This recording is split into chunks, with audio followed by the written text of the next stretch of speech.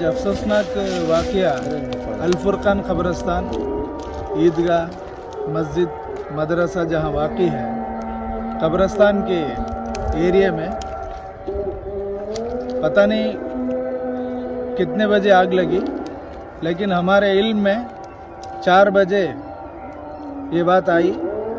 उसके बाद हमारे क़ब्रिस्तान और अल-फुरक़ान मस्जिद के मुतवल्ली खलील साहब, इन्होंने यहाँ आकर जायज़ा लेके तमाम साथियों को इत्तला दी। उसी में से मुझे भी इत्तला दी गई। मुझे यहाँ आकर देखने के बाद पता चला कि नुकसान बहुत ज़्यादा हो चुका है। दरख्त पालने के लिए बहुत लंबा वक्त लगता, लेकिन ख़त्म होने और जलने के लिए थोड़े वक्त में ख़त्म हो जाते हैं।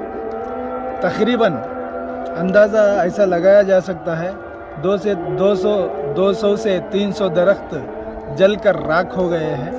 ये सबके लिए बड़ी अफसोसनाक खबर है।